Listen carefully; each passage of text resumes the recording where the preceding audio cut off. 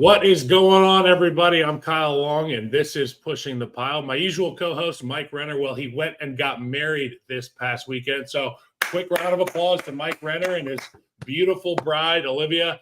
So today I've got Ryan Wilson on here, who's even better looking than Mike Renner, and that's a tough task because Mike he's been on The Bachelor. And I will also say this: we're going to be doing some stuff that I'm really looking forward to. We're going to look at breakout candidates with Ryan. Ryan, how you doing, man? Thanks for joining us. Hey, Kyle, I appreciate that kind intro, and I like to think that guys like us, beards and little less on top, I got to stick together. So I appreciate the handsome. You are also handsome. It's the look of the future, Ryan. And you know what? God really only put hair on so many heads, and the rest He made them perfect. So that's you and me, brother. I love it. So we're going to be going with quarterback breakout candidates to start because it's a quarterback-driven league. And there's obviously a plethora of dudes that we could talk about, but we limited it to pretty much two apiece, one apiece. I might throw in another one. But the guy that I want to start with is, and I'm going to give more frame of reference on this conversation. So breakout candidates, obviously, like value, there's certain ways that you can describe it that people may agree or disagree with you on. And I think for each one of these breakout candidates, we're going to have different flavors. Okay. There's different reasonings for why these dudes are on our lists. I remember my first year, I was a Pro Bowler. I was an alternate. I had a lot of mistakes. I didn't know what was going on, but by the grace of God, the right guys were injured or didn't have good years, and I got into the Pro Bowl. So in a lot of people's eyes, my breakout year was my first year. That's not the case. My second year is where I went and turned it into an all-pro season. And I will always think of the second year as the year where things clicked, as it were. For a lot of these guys on the list, you're going to say, well, they've had success. This guy was an all-rookie. No. There will come a time when these people's talent really comes to fruition. You're no longer just scraping the surface. Okay. Anything else you want to preface this thing with, Ryan? No, I like that you added that part because I saw your list and I said, hey, one of these guys we're going to talk about played really well as a rookie. And your point is that he can play a little bit better because I remember talking about him, but I won't give too much away. Let's do this. Let's go. Okay. So the first guy I'm going to start with is somebody that I fell in love with when I was watching him in college. He throws a beautiful football, and he's a guy like myself who's dealt with injuries over the course of his career. But when he's healthy, his offensive style is prolific. His ability to throw the football down the field and be a leader for his team, it stands out. That's Michael Penix Jr. And Michael Penix Jr. got an opportunity to break out, in my opinion, last year when he went up to Washington and played the Commanders in primetime. And it was one of the most fun games that I've watched, context included, because Jaden Daniels had taken the world by storm, and he had already broken out. So he ain't making this list, okay? No. He's on his own list. Michael Penix Jr. went up there and went tit for tat with Jaden Daniels. He's going to have an opportunity to do that, obviously, more often this year, being the quarterback for the Atlanta Falcons, but I think he does have a great year. He's got a lot of talent, obviously. Bijan Robinson, Drake London. Kyle Pitts is in a contract year, so we're going to figure out what the hell's going on with him. Darnell Mooney was a steal from the Bears, and last year he had some really prolific catches and explosive plays. So Michael Penix Jr. is a guy who is poised to break out this year. I love that. And the funny thing when we talk about Michael Penix Jr., Kyle, is that going back to his draft year, and that was, just 12 months ago because he came out with Bo Nix, who blew up, and you mentioned Jaden Daniels and Caleb Williams and Drake May. And for some reason throughout that draft process, people were down on Michael Penix Jr., and I just never understood why. I remember talking to media folks, thought he wasn't a first-round pick. I think he ended up being my QB4. I was like, I'm not buying into this. One of the few things I've learned as I've covered the draft for 6 or 7 years is that nobody knows what they're doing. Like, we're just sort of finding our way aimlessly in the dark to find the light switch. Exactly, throwing darts. And to your point, Michael Penix Jr. played a lot of football in college. He can absolutely sling it. He went from sort of athlete to pocket passer because of those injuries that you talked about. And if you want a little further insight into what that Washington game looked like, he talked to our buddy B-Mac when they went to, where did they go to, Waffle House in Atlanta. And he talked specifically about some of the plays that he made, including a touchdown pass to Kyle Pitts late in that game on fourth down, I believe. I'm with you 100%. And I think Zach Robinson going into year 2 as the OC, all the players around him, the Raheem Morris sort of mindset that they're bringing to that organization, I'd be hard-pressed to envision a situation where everyone's healthy and that he doesn't have success. All right, who you got? I'm going to go with the guy that was drafted 3rd overall in that draft class last year, Drake May. And again, throwing darts, I thought Drake May would have sat for a year based on how he played at UNC because he was all over the place. A lot of that had to do with that offensive line not being very good, and he lacked skill position players outside of Amari Hampton and Tez Walker. But he showed me, and now they have a new old OC in Josh McDaniels. So part of it has to do with Drake May. Part of it has to do with Mike Vrabel coming in, and part of it, maybe a large part of it, has to do with Josh McDaniels and his success with young quarterbacks. And, you sort of learn this as you hang around the league long enough. There are guys that are made to be coordinators, and there are guys that are made to be head coaches. Josh McDaniels isn't supposed to be a head coach. That's just his fate. That's okay. He has crushed it as an offensive coordinator. Say the same thing with my guy Dick LeBeau, who coached BMAC. He was not a great great head coach. He's a Hall of Famer as a defense. I hated playing against Dick LeBeau teams. Yeah, there you go. Now, when he coached the Bengals, they were terrible, and that could be for any number of reasons. But as a DC, he was as good as they come. Sorry, Dick LeBeau defenses, I would say, not teams. Right. The Dick LeBeau defenses were a nightmare. And I would imagine that has a lot to do with just the sort of the fire zone blitz thing that he helped develop. Yeah, there are so many things you have to keep your eyes up for when playing against that defense. It's not just in front of you. It could be coming externally, cross dog with a corner, just nuts, Captain Insano type stuff. But in terms of Drake May, I think physically we know what he can do. Mentally, we know what he can do because this is a talking point during the draft process. His family, he comes from a family full of winners, people who have played at a high level and had success, including his brother, who won a national title with UNC in basketball. And then you add in what Josh McDaniels is going to bring and the success he's had. I find it hard to, again, envision a situation where he's not successful. Now, he doesn't have the playmakers that Michael Penix Jr. does, but few people do. But one of the things I keep coming back to, just looking at this roster based on what they've done so far, Kyle, is that I think this team could win 8+ games. Like I'm buying into Drake May and Mike Vrabel to that extent. Yeah, I mean, I have been obsessed with Mike Vrabel since the first time I saw him catch a pass wearing a linebacker football number when I was in like junior high, middle school. That's a football guy. And then he becomes a coach. And I'm dear friends with Will Compton, Taylor Lewan. They rave about Mike Vrabel.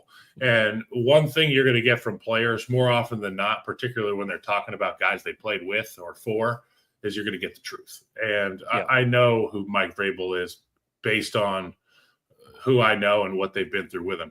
I can't wait to watch the turnaround in New England. And I think having that competitive, tough spirit on the defensive side of the ball and that, importation of talent this offseason will make Drake May's competitive juices flow even more because you know what? He's not doing it all for naught. He's going to be out there playing for wins this year.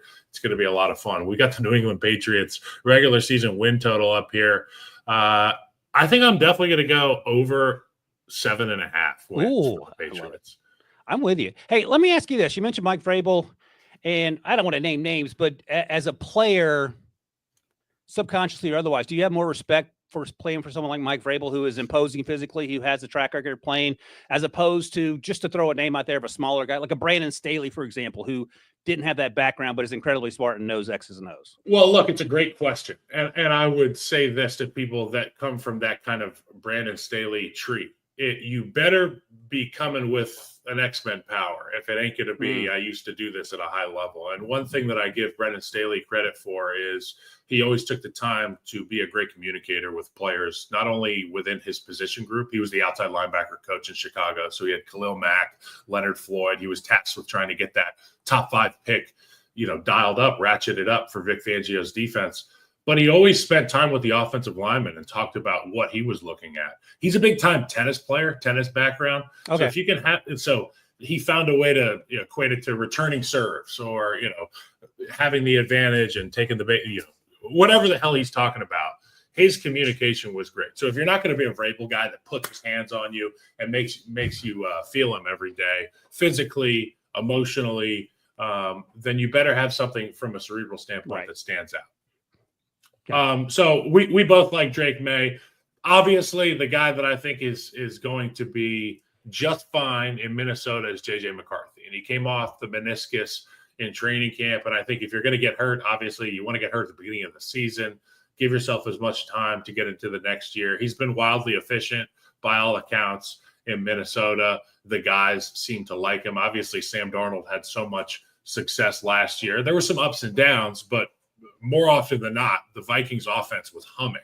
And it was a combination of scheme and skill, obviously with Justin Jefferson and the plethora of guys you can get the football to in Minnesota, coupled with Kevin O'Connell. A lot of quarterbacks are primed for success if they're in the driver's seat of that Ferrari. And I think J.J. McCarthy showed us in college he has the ability to play at a high level, and I think it's a plug-and-play situation. I think he becomes one of these young names that steps up to the plate this year for the Minnesota Vikings. Yeah, I didn't love J.J. McCarthy first go-round in terms of his tape in 2023, the 2020-23 his last season in Michigan. And then I went back and watched all his third and 6+ yard conversions, and he was first or second best in college football in terms of converting on third and mid to long. And he did it with a assortment of plays that you have to make at the NFL level. And then we talked to him at the combine, and I went from lukewarm to loving him. There's no one more charismatic. And I was listening to Sean McVay and Les Snead talk about just players after their draft and how they approach it. And a lot of what they talked about is person over player. Like, you have to be a good fit. And I'll ask you again, how important is it to have a quarterback, especially a young quarterback, be charismatic and be a leader and not be sort of maybe not aloof, but timid in terms of the responsibility that they now face as a 23-year-old having to command a 53-man roster, basically. Well, you said person over player, and my God, that is just like so powerful because the NFL, the game of football, is a people business. It's a people sport.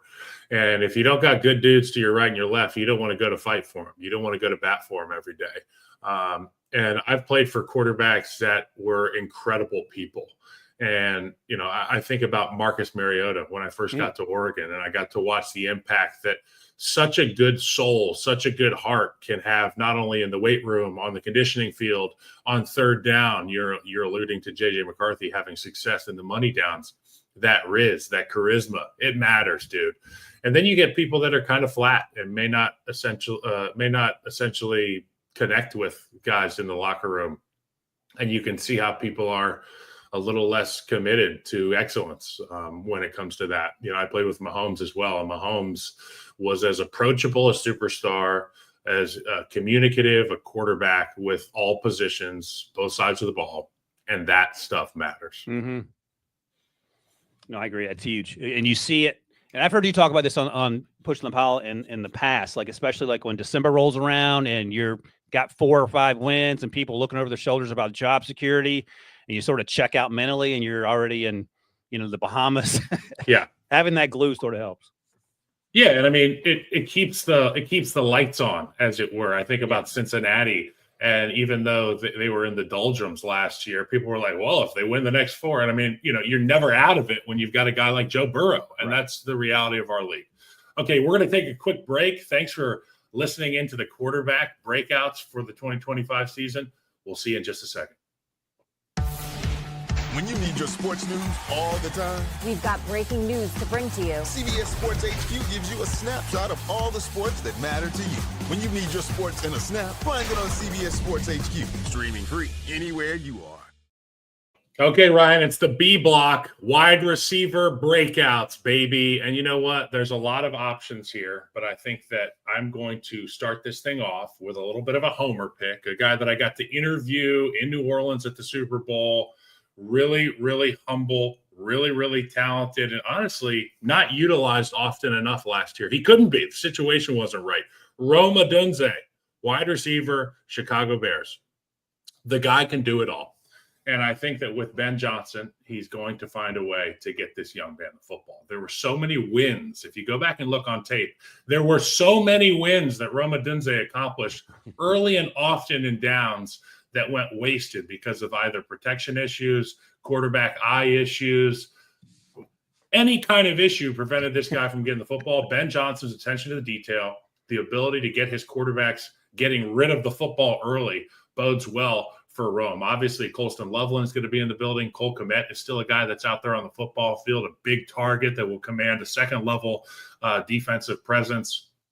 DJ Moore is still the physical threat that he always is, big explosive playmaker. Somebody's going to be in Caleb's vision all the time, and I think it's going to be Rome Odunze. I really do. I love that. And we spoke to Rome during the combine and talk about person over player. That dude is as solid as they come based I'm on talking about. Oh my gosh. And as humble as they would come, and came from that program in Washington where they were sort of upstarts and had that great season where they made it to the title game. And then you watch them play, and it was clear to me that, and I don't give Caleb Williams, I don't care at all that he thought during the pre-draft process that maybe he didn't want to go to Chicago because of the lack of consistency. I mean, Eberflus is gone. Shane Waldron lasted 6 weeks. I think Ben Johnson is going to be a game changer. And my guy but another name was Ricky Pearsall out of San Francisco. But I'm going to piggyback off what you said, because I also listed Luther Burden III. Yep. Because Luther Burden III and Rand Carthon and I have talked about this a lot on with the first pick. He is basically, the plan, I would imagine, is to be Ben Johnson's Amon-Ra St. Brown in Detroit. So he probably won't have the numbers that Rome will have, because Rome's got a head start 12 months on him. But I think playing a specific role out of the slot and these runaway routes that Ben Johnson likes to get guys like Amon-Ra St. Brown on, he could cook, because last year in Missouri, Brady Cook was injured, and it was hard to tell whether Luther Burden was good or not. 2023 was a different story. So Luther was my guy. And I think in that offense is going to look completely different. My other guys, I mentioned Ricky Pearsall. Obviously he was shot. It's crazy to think he got shot in the chest and he only missed 6 games. And then he came back the final half of the season and if he wasn't dominant, he was pretty close. Debo's gone. Brandon Ayuk's coming off the ACL. He may not be ready to start the season. And just like Ben Johnson, Kyle Shanahan can scheme guys open. And I think that Ricky's going to have a chance to play outside. The way for Ayuk to get back, they obviously have George Kittle. And Brock Purdy just got paid. I think Ricky's going to have a big season. And the things that Kyle has talked about that he looks for are big receivers who can track the ball well, who can get open. He ran in a sub 4.4. The crazy thing about him is that Johnny Wilson, who went to Florida State and was eventually drafted by Debo's Eagles, and Jaden Daniels all played together at Arizona State, and that team stunk. And that's just a testament to Pete Prisco being a terrible person having back. Yo, that's wild. Pete Prisco slander on here. I love that. Hey, Debo. So for those of you who don't know, Debo is in the truck right now, controlling the show. He's pressing all the buttons, making sure that everything's reaching the fine folks out there in the podcast verse. You guys missed on Ricky Pearsall. He had an opportunity to get another white guy in Philadelphia, another exciting white. Well, he ended up in the Bay Area. I love that. And a guy that I am reluctantly going to talk about because he plays for the team up north, the Green Bay Packers, is Jaden Reed. Every week, it felt like last year, I was just hammering Jaden Reed over longest catch props because this guy is so explosive. He has the ability to take the top off the defense. And when that offense figures out how to get a really respectable 2 and 3 option. I mean, they've got a number of guys in Green Bay, but the issue has been there's been no true number 1. Obviously, they got Golden. I think that'll take the attention off of – they got Matthew Golden that's going to take the attention off of Jaden Reed. I think Jordan Love enjoys a whole lot of Jaden Reed this year. I just like the guy. I think he's got electric written all over him, and the more they can get him the football, the better, because he's going to break out this year. Yeah, and it's funny because Jaden Reed was a second-round pick. Again, he went to Michigan State, and it was hard to tell how good some of these players are because of the quarterback play. It is also funny when you talk to Renner about the Packers and the lack of a true wide receiver. They have like 18 guys who are age 22 to 26 who They're all pretty good. They're all pretty good. Nobody's great. Right. Christian Watson can't stay healthy. They have a bunch of young tight ends.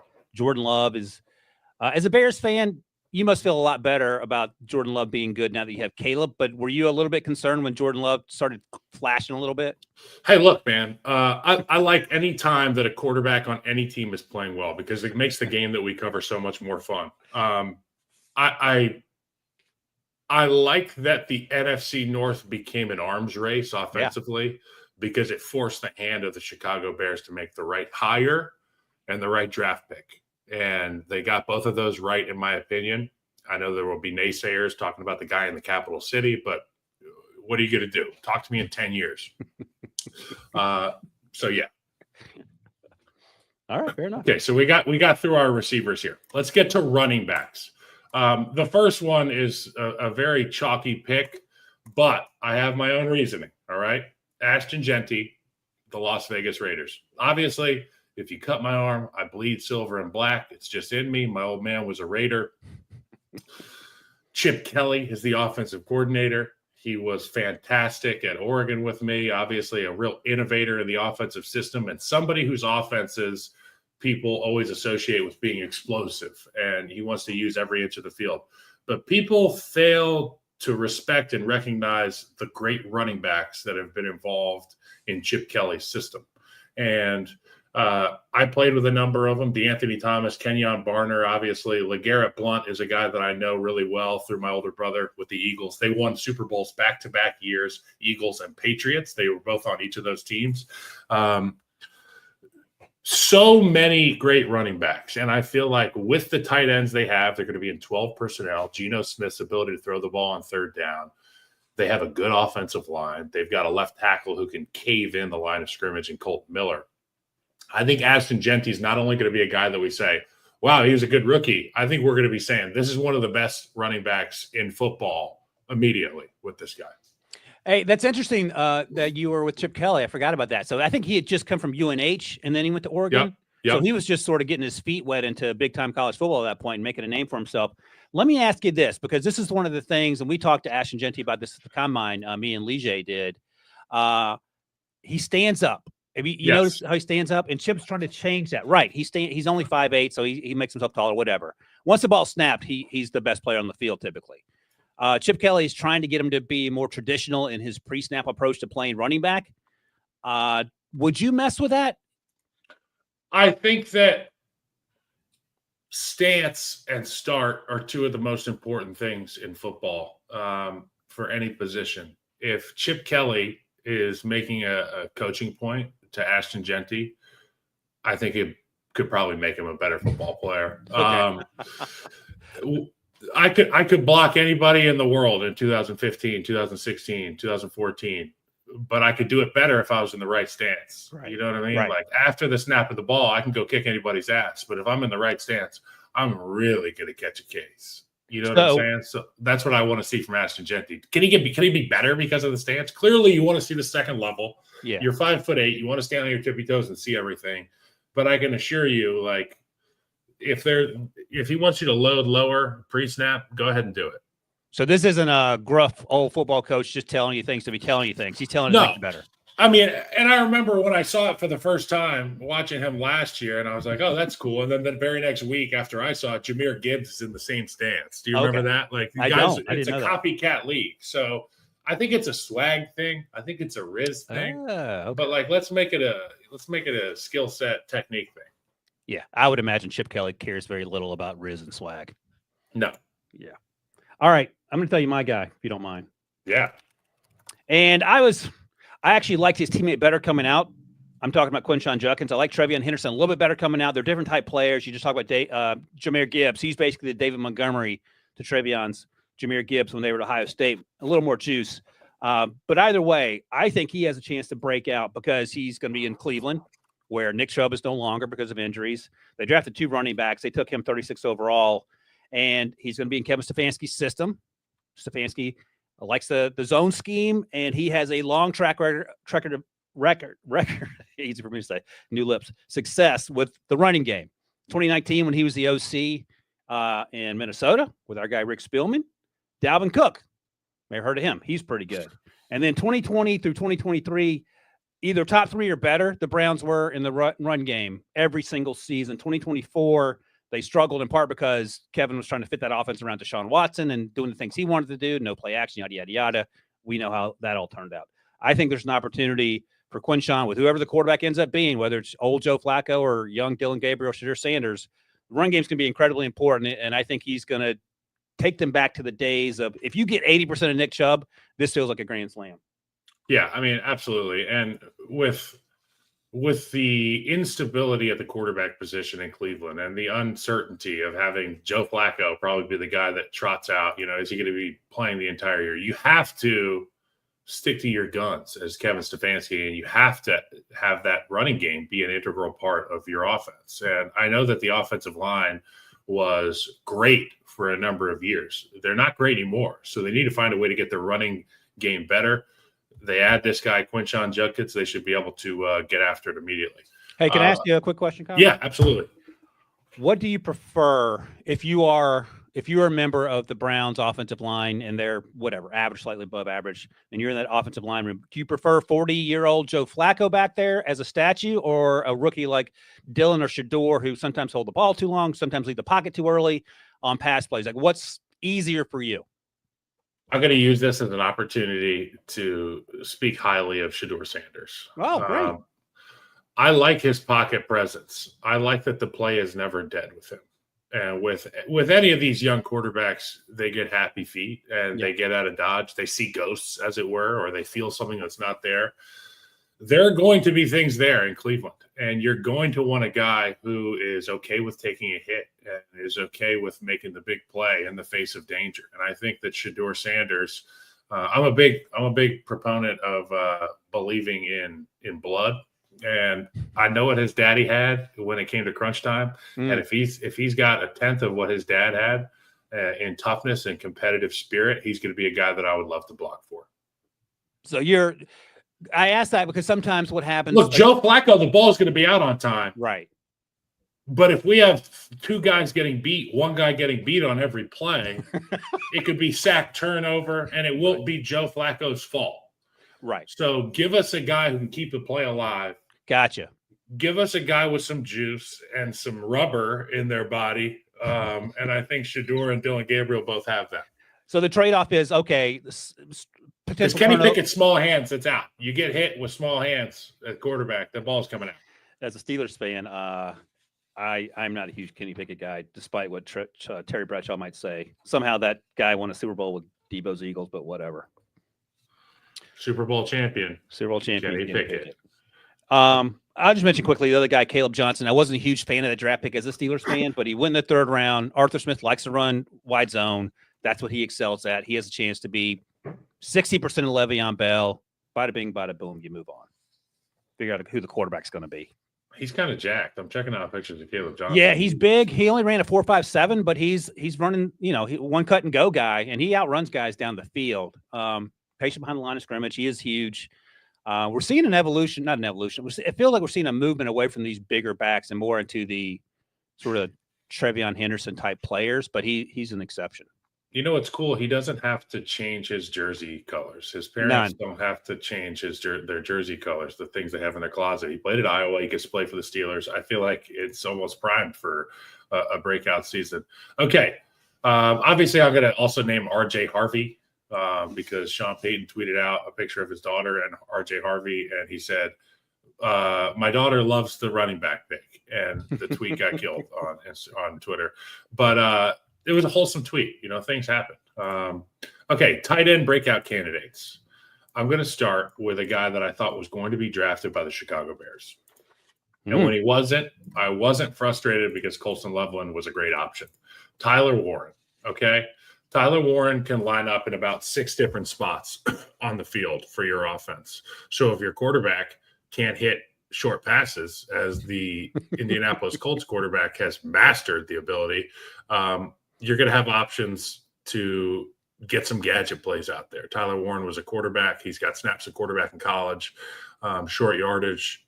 He's a guy that I think can really help out. But the biggest way, you and I both know, the biggest way that Tyler Warren is going to have a breakout year is if Anthony Richardson can find a way to just throw him the ball, play pitch and catch on these 5 to 7 yard plays and let Tyler Warren eat with it. I think that, Anthony Richardson could be a guy that if Tyler Warren breaks out, Anthony Richardson should be on this list too, because he will have figured something out. Something will have clicked. I'm going to ask you another veteran football question. So Anthony Richardson, by all accounts, is a great kid. And I stress the word kid. He came from a small town in Florida, hadn't been exposed to things outside of Florida. So he gets to Indianapolis. And I remember reading last year, I think Sam Ellinger was the backup quarterback and was telling him how to be a pro. Like, you got to study, you got to do these things. If you see that in the locker room, is that something as a veteran you would say something about? Or like, how do you get the most out of a guy who has the sort of talent that you only see once every 200 years, it feels like? All right, this is weird. And I wonder if you're going to be able to hear what I'm saying. So, like, the quarterback is the CEO, okay? You can be wildly talented. And see, there's a lot asked of CEOs. Okay, you got to speak at events, you got to prepare, you got to lead board meetings, you got to do all this shit. Okay, that sucks. Some guys either have the ability to do that naturally, and some guys don't. And as I alluded to, person over player earlier, some quarterbacks just don't have it. And I'm not here to name names, but some guys just don't do that. If Anthony Richardson's a good guy, a fun guy to hang out with, obviously talented, that's all well and good. But all of it is debuffed if you don't have the ability to lead, if you don't have the ability to do the things that are required. Like, my wife gets on me about once a month. I start to slip on my list of things that I need to get done, that we need to get done after the kids go to sleep. We're going to vacuum the kitchen, clean the countertops, make sure all the dishes are away. If there's any laundry, let's wash it. If it's in the dryer, we're going to fold it, and then we're going to put it away. How's that for a novel concept? Well, it took me a little bit to figure that out. I was kind of Anthony Richardson of my house for a long time. A lot of talent, not a lot of production. If he can figure out just to bring the vacuum out every once in a while, if he can clean a countertop, my God, if he can put the clothes away, he's going to be a breakout player, and the league should be on notice. Yeah. Yeah. And I think I can relate to the story you're telling about things you're supposed to be doing around the house when you would rather be doing other things. But I think half the battle's just showing up in Anthony Richardson's case. So even if you don't want to do it, go through the motions of doing it so people see you doing it, and just get to where you need to get to, because athletically there are a few people that can do what that young man can do. All right. Jatavian Sanders, JT Sanders out of Texas, drafted last year in the 4th round by the Panthers.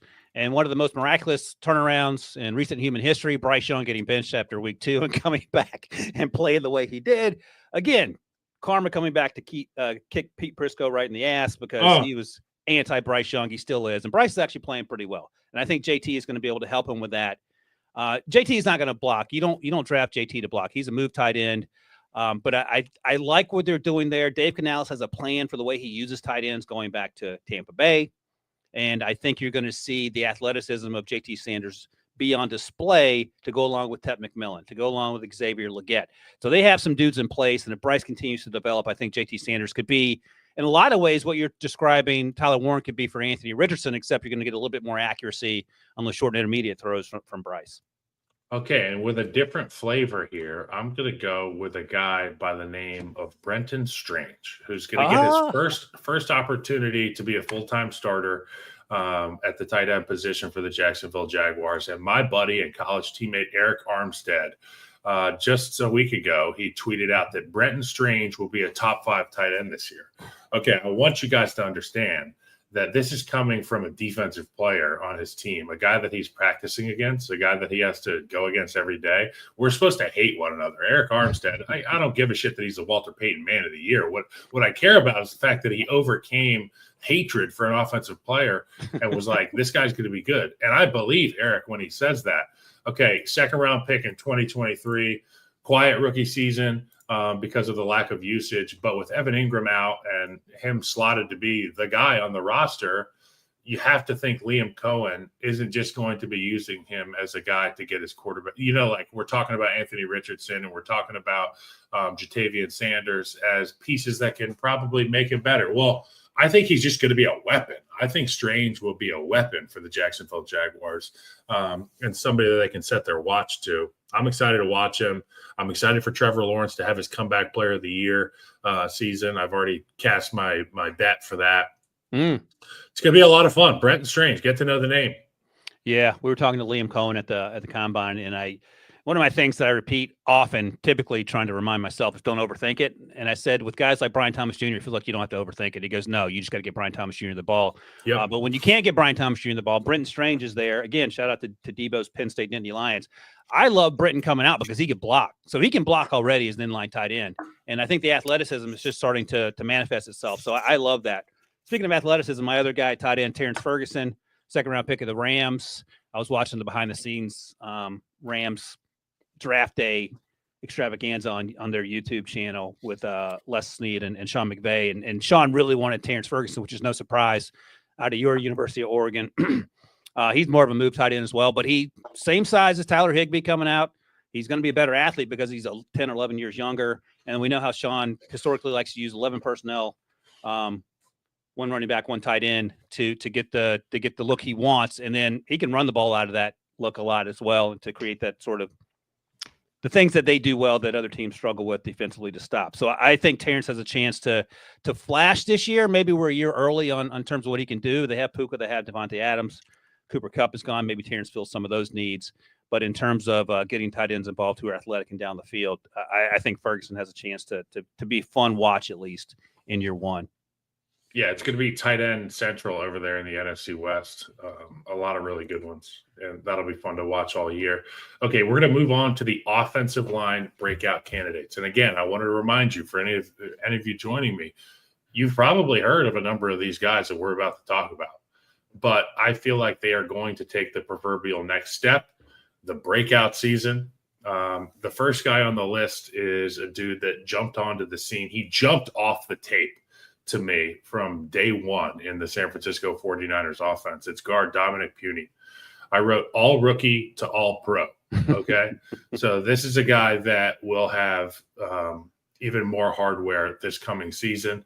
And with Christian McCaffrey being back in the fold from a health standpoint, you already know that they're going to run that stretch lead over there to Dominic Puny's side. Nobody captures on the backside. Nobody displaces a three technique like Dominic Puny. He keeps his feet running. He's great in combination blocks, and I think he just loves the game of football, and that stands out on film.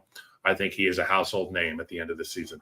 Yeah, he was a fun watch last year, and he played tackle at Kansas, and sometimes Kansas had like these super wide splits, and you know what that means more than I do, but it was hard to translate what that looks like at the next level. They just kicked him inside, and he felt like he was as close to dominant for a rookie as you can be in year one, and you would only imagine he's going to get better.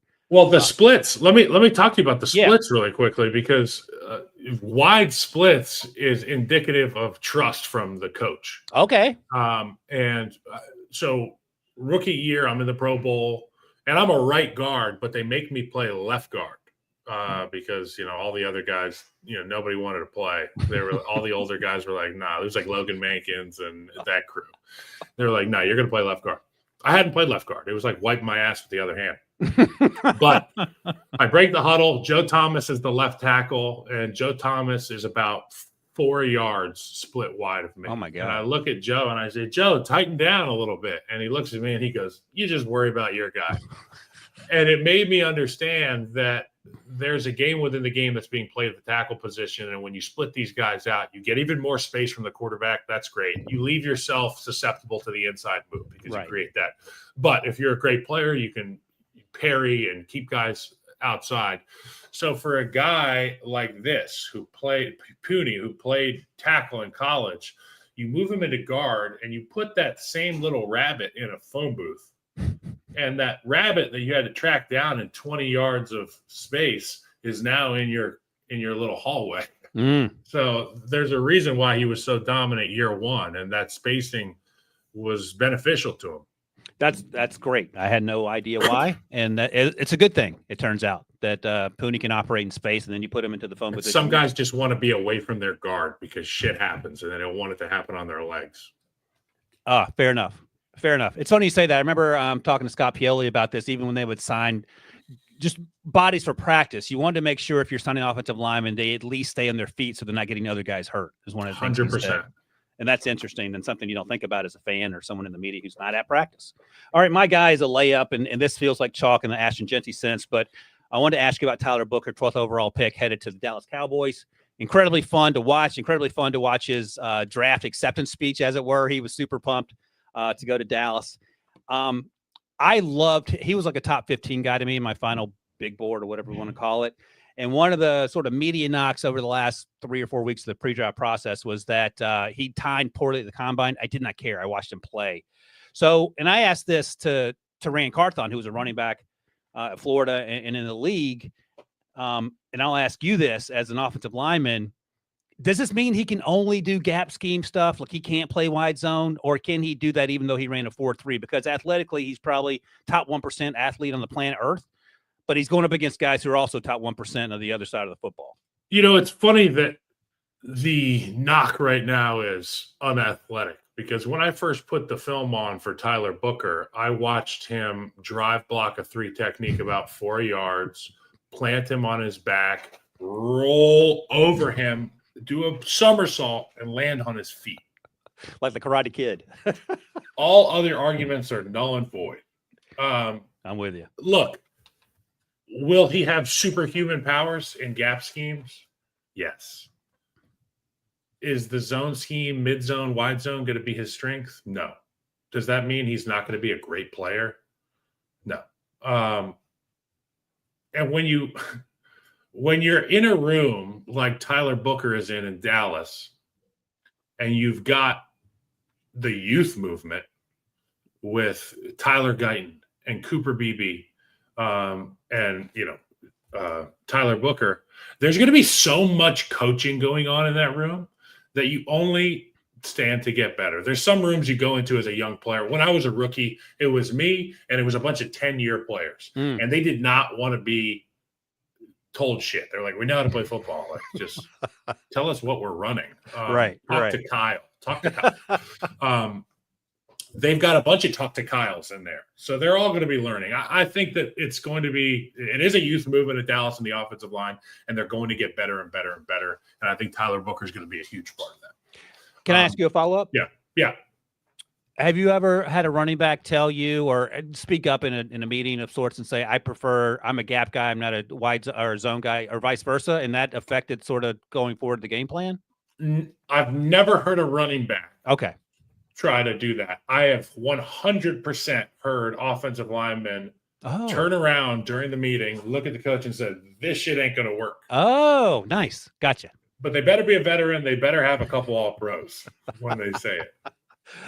But they're probably right, though, right? Josh Sitton was the guy who would stand up in the offensive line room. So paint the picture. You're in a room like a high school classroom. All the lights are off. We're watching the film, and the coach is, saying, this is how we're going to run it this week. Josh Sitton gets up, big belly, long hair. He flips his hair like Clay Matthews. He walks up to the lights. He turns on the lights. He turns around. He's like, that shit ain't going to work. We got to mic him, or like, we need to run this.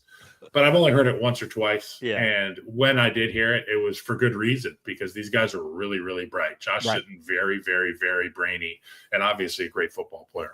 I love it. I love that story. Okay, so you went Tyler Booker. I'm going to go Josh Simmons. Now, huge red flag with the patellar. Obviously, a devastating injury, but not one that is impossible to come back from. And you couple that with the training staff that's in Kansas City. Rick Burkholder is the head trainer. Julie Freimeyer is the trainer who is an absolute all-star, and she's the one that always gets Patrick ready to go. And Patrick has always got something going on by nature of how he plays the game. Right. He is going to endure a rehab regimen like he's never experienced in his life. Okay. Couple that with the fact that Andy Heck is one of the best coaches in football. So the knock on Andy Heck is that he's a fantastic guard, center, X's and O's coach, but sometimes these tackles, he leaves them out on islands and he doesn't really help the tackles. So you better come with your lunchbox, maybe two, at the tackle position. Just ask, you go watch the Mitch Schwartz years, and he was out there doing God's work at right tackle, man. And they had Eric Fisher on an island. So Josh Simmons, if he is healthy, will get ample opportunity to prove himself, but also be a catalyst in making that offense be as explosive as it once was. And I think that he will be a household name if he is healthy. If they do right by him in his recovery and don't rush him, it's going to be a steal that's talked about for a long time. That's where my mind was going. Debo and I talked to Josh Simmons the last day of the combine, when the true believers hang around to talk to these offensive linemen. And he had an edge to him walking up. And even though he was hurt, it was clear that we talked about this before. He told us the reason he left San Diego State is because he wanted to play against better people. Yep. So, he certainly leaned into that. I'm going to go with a guy, played right tackle as a rookie, second round pick of the Baltimore Ravens, Roger Rosengarten, who was blindside protector for Michael Penix Jr. A lot of these Washington kids are showing up on this list here. I thought he had a really good rookie season. His first game was against the Chiefs, and he can tell his grandkids this, and no crime in this. He gave up a strip sack by virtue of Chris Jones, taking him to school a little bit. And that's going to happen to young guys and old guys alike. But I think he's going to get better. They re-signed Ronnie Stanley on the left side. So those two should be together for a while with Lamar Jackson. Needs to get a little bit better in against the run, but I think he was pretty good in pass pro. And is one harder to learn than the other? Or it just depends player by player what you're trying to accomplish? Both involve a ton of technique. I would say that based on the athletes you're playing against, you would less want to pass block them because there's more ways to lose. Gotcha. So it's good that he can he's a little bit better there, a little further along, I'll say. And the run block could be just a function of getting stronger. Like I don't know exactly what it is, but look, offensive line coaches, they put together things called cut-ups, and you know what cut-ups are. They're like, 50 plays of a certain player in a certain situation. One cut-up that I never watched was the third down cut-up. I did not want to see 50 plays of Von Miller beating tackles. I did not want to look at Ndamukong Suh abuse guards for 20 minutes. Don't show me that. Show me the run fits. Yeah. Show me the looks. Show me the scheme. There's a lot of people out there who would say, Kyle Long, Caleb Williams, match made in heaven. They don't want to watch film. But it's like, I don't want bad imagery. That's the other thing. Right. Exactly. Yeah, no, I say it all the time. You hear something long enough, whether it's true or not, eventually you start to believe it. Good imagery. And when I say good imagery, I'm talking about the name Christian Mahogany. When you hear Christian Mahogany, it just rolls off the tongue. It's just really nice. Detroit Lions, they're going to need ass kickers up front on both sides of the ball. And I think that Christian Mahogany was great in the time that he filled in. He will have an ample opportunity to become solidified as the guy on that offensive line. Obviously, you still got Penei Sewell, Ragnow, Decker is still hanging around. But Mahogany is that piece that they're going to need if they're going to want to sustain offensive dominance. Because without Ben Johnson, if you're not going to out-create him, you better just crush him. Yeah, no, that's right. I want to see what this looks like in Detroit because when Debo's guys, Shane Steichen and Jonathan Gannon left, that team took a little bit of a dip, even though they had the same players. I don't want to see what this looks like in Detroit. But the offensive line should be good to go. They did draft Tate Ratledge, who I like a lot out of Georgia, but they're going to be bigger questions. Those bigger questions are probably the two words, Ben Johnson. Well, Tate Ratledge will be, I think he'll be good. He's a Dan Campbell guy. Also, the RAS score on Tate Ratledge was really high. I'm a big RAS supporter. I think that relative athletic score is big. And it shows explosion. And, that Lions offense is all about explosion. You could be seeing some of these formations with Tate Ratledge out there as a sixth man, and who knows, he may be competing for a spot. We're going to take a quick break, and then we're going to get back to defense. Offense is a lot of fun, Ryan. Stick around, those of you at home. The most original musical ever is now streaming on Paramount+. I'm just giving the people what they want. Better Man absolutely sizzles from start to finish. Better Man, now streaming on Paramount+. All right, the offense is done, Ryan. Now we're going to get into defense. And as I intro this segment, I am retweeting a YouTube link for us right now. So make sure that if you're listening along at home, check my Twitter. Maybe retweet it, maybe interact with it, something. But we are going to start with the defensive line breakout candidates. And we're going to move a little bit quicker on defense because obviously offense rules, defense drools. So first, I'm going to go with Javon Dexter Sr. of the Chicago Bears, a guy that many would argue broke out last year. I would argue that he broke out last year, but I'm going to be hammering the table until people start talking about this dude. Put some respect on his name, like Birdman said. Put some respect on Javon Dexter Sr.'s name. He's going to be an integral part of this defense. He's going to be somebody that needs to win one-on-ones. There are going to be guys getting double-teamed for the Chicago Bears. I anticipate a lot of blitz action, and with that comes one-on-ones for these guards. Javon Dexter Sr., productive at the defensive tackle position. Look for him to be a household name this year. I love it. I remember watching him at the Florida Pro Day, and he might have been the second best athlete there after Anthony Richardson. And it was just a matter of playing with consistency. And we talk about that a lot with these young players. I'm going to go with Moro Ojomo. A lot of Debo love here out of for the Philadelphia Eagles out of Texas, former 7th round pick. And again, shout out to Howie Roseman for finding guys on day 3 that somehow just magically fit into what they do and do it at a high level. Milton Williams is gone. He's now with our guy, Mike Vrabel in New England. And towards the end of last season, Ojomo was playing more than Jordan Davis in terms of rotational stuff. So I think his role is going to increase. And I want to see what it looks like because a lot of times when you draft these guys, especially late on day 3, They check a lot of physical boxes in terms of measurements or you talk about the RAS score, things like that. And he's found a way to put it all together, played big-time college football, so that wasn't a concern. But he's been more consistent the more he's played, and I think he's going to have a much bigger role in what Vic Fangio likes to do up front, which is just win with 4 guys, and he's certainly capable of doing that. So I'm interested to see what MO, that's my nickname for him, MO does next season. I love that. And I'm going to go with a guy who has probably already broken out, but statistically, he ain't broke out yet. Byron Murphy II, defensive tackle, Seattle Seahawks. This guy is an animal, okay? He's one of those dudes that you would circle and say, yeah, I don't want to go block him. Like I said, not a lot of production, but impressive, explosive, athletic ability. He's like a 4'8" guy, and he is an absolute monster. But I think it's his run game that stands out to me. And it's going to be a huge part of what the Seahawks are going to try to do. They have to stop the run if they want to have a chance. Obviously, there's a lot of question marks on their offensive side of the ball with the exodus of talent at the receiver position and the quarterback. So going to need that defense to be huge this year. And if it's going to be, Byron Murphy II will be a big part of that. I don't think in fact, I know. I have never seen a bigger calf muscles on a human being than I saw Byron Murphy II in person. They were Ryan Wilson. Deion Dawkins and Byron Murphy need to have a calf off.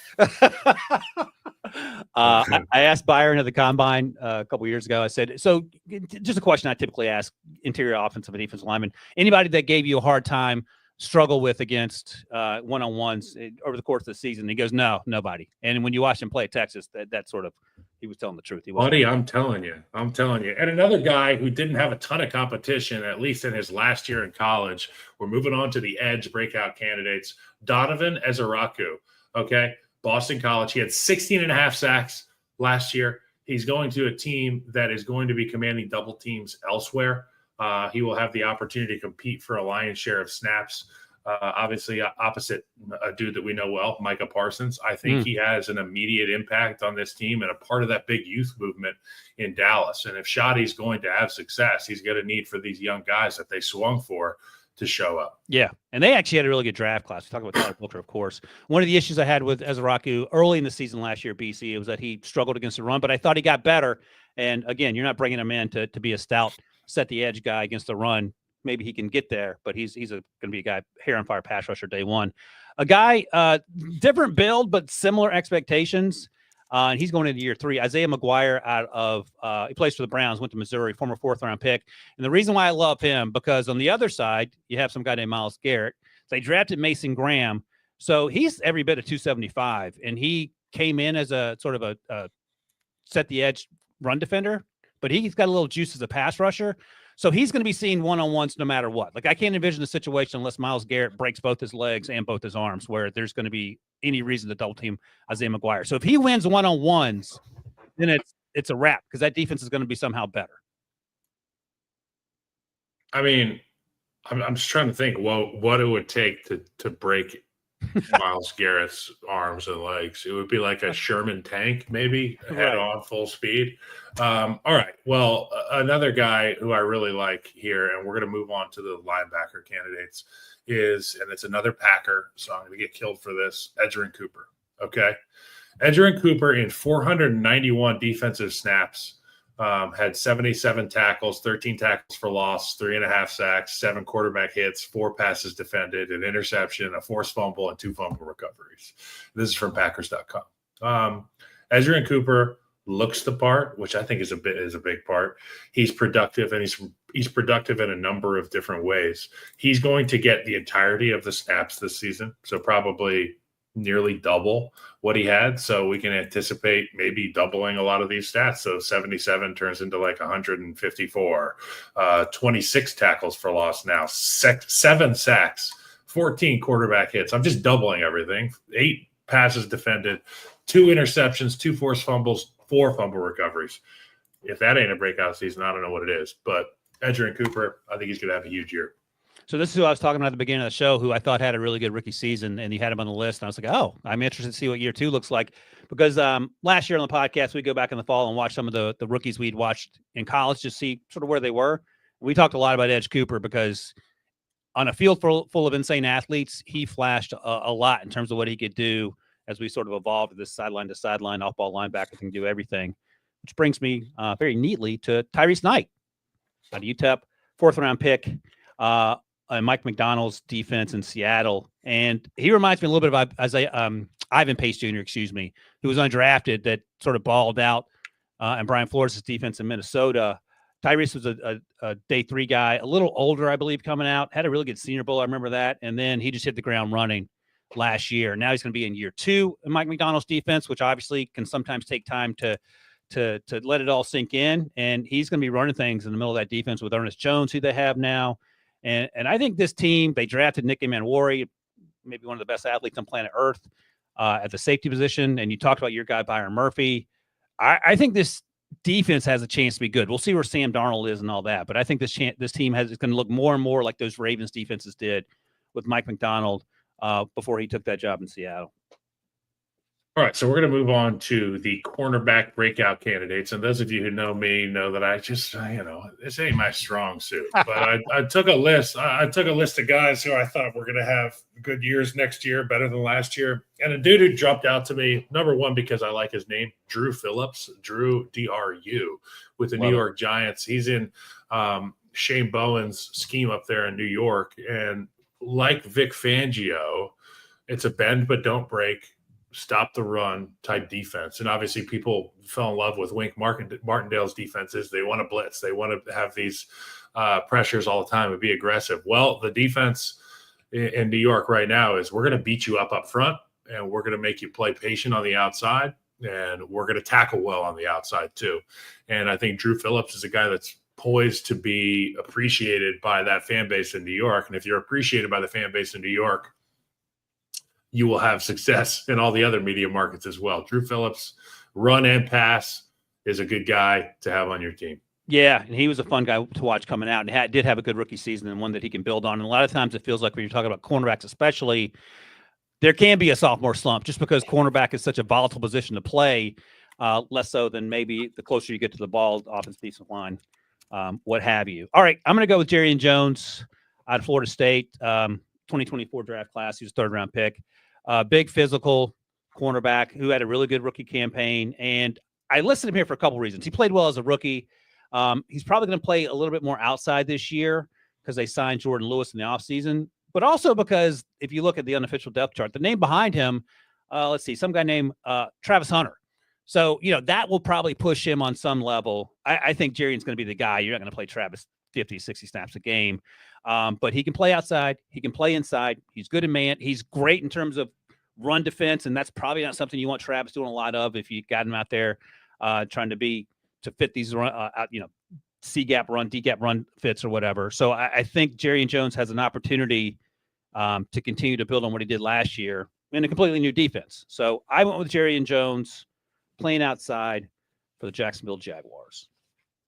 All right, so those are our corners. We're going to move on to safeties now. And one team that I'm always watching very closely because they're obviously a ton of fun to watch offensively. Well, they need to get better on defense, and that's the Cincinnati Bengals. And, Lou Anarumo, I was there with a Chiefs jersey on when it became Burrowhead. I was there when Lou Anarumo pressed the right buttons, when Jamar Chase and Joe Burrow went nuclear in Kansas City.